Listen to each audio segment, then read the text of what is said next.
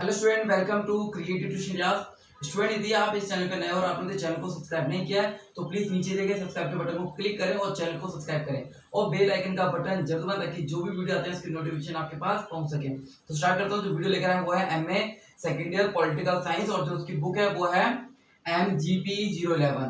MGP 011 का क्या है? मानव सुरक्षा और शांति निर्माण। मानव सुरक्षा क्या होती है? मानव सुरक्षा मानव से संबंधित सुरक्षा है, जो आप पहले अध्याय में पढ़ चुके हैं, पहले फर्स्ट चैप्टर में पढ़ चुके हैं। मानव सुरक्षा तभी स्थापित हो सकती है जब उसको अधिकार मिले, स्वतंत्रता मिले, फ्रीडम मिले, तो तभी वो मानव सुरक्षा एक तरीके से वो प्राप्त कर सकता है। तो इसके आधार पर मैं आपको बताना चाहता हूँ संयुक्त राष्ट्र विकास कार्यक्रम 1984, जिसमें डॉक्टर महबूब उल हक ने संयुक्त राष्ट्र के विकास कार्यक्रम के 1994 के मानव विकास रिपोर्ट में मानव सुरक्षा की अवधारणा पर विशेष ध्यान आकर्षित किया है। सबका ध्यान आकर्षित किया है किस पर? मानव विकास पर।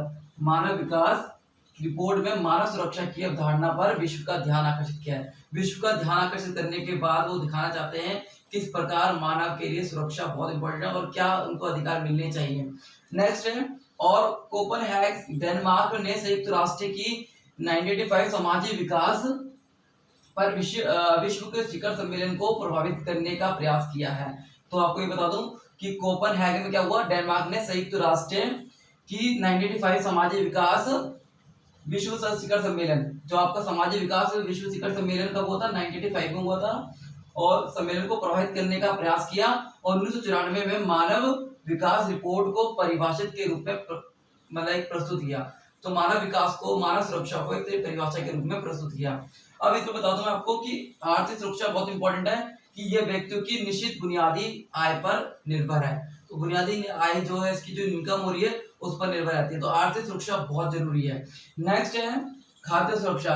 हम सबको खाद्य की अपेक्षा है, खाद्य के बगैर इंसान नहीं रह सकता और मानव सुरक्षा तभी प्राप्त हो सकती है तब उसको खाद्य तक पहुंच होनी चाहिए उसकी।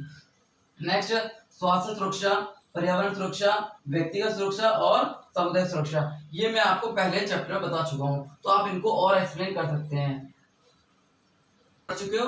अब मैं बात करूंगा शांति निर्माण की। शांति निर्माण कैसे हो सकता है? तो मैं आपको बताता हूँ। मन जब स्थिर होता है तो शांति कहलाता है। तो आपको बता दिया मैंने कि मन जब स्थिर रहता है तब वो शांति कहलाता है। शांति स्थापना की रणनीतियां वह है जो विवादों, संघर्षों और संकट के कारणों को समाधान करने का प्रयास करती है। मतलब जो भी संकट होते हैं, संघर्ष होते हैं, उनका समाधान करने की कोशिश करती है, उसे शांति कहते हैं। ये आपको याद रखना है। नेक्स्ट है, यदि नियमों के न्याय संगत तथा मानवीय आवश्यकता पूरी करने के लिए अन्य बातों को समान रूप से प्रस्तुत किया जाए। देखो, मानवीय आवश्यकताओं को पूरा करने के लिए जो भी बातें हैं, जो भी आवश्यकताएं हैं, उनको सामने समान रूप से रखा जाए तो शांति स्थापित हो सकती है। नेक्स्ट है, शांति स्थापना की धारणा के केंद्र में जीवन का पर्याप्त स्तर पर मानव सुरक्षा है।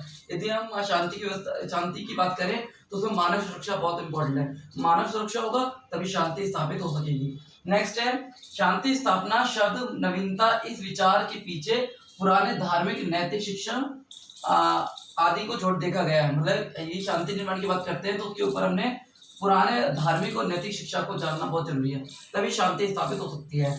नेक्स्ट है, आदिम समाजों का समापन और उनका कमजोर होने के कारण राज्य की स्थापना हुई। देखो, आदिम समाजों में समापन होने के बाद क्या होगा?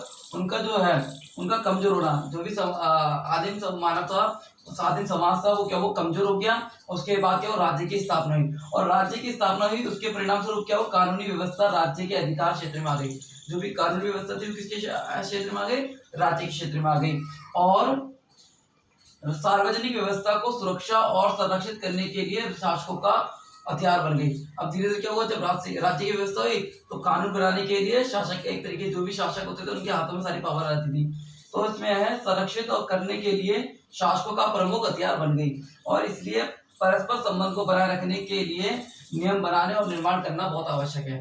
तो कोई भी आप निर्माण करना चाहते हैं तो उसके नियम कानून एक तरीके बहुत इंपॉर्टेंट है। यदि आप संबंध बनाना चाहते हैं तो उसके लिए आपको कहना है का नियम बनाना और निर्माण करना बहुत जरूरी है।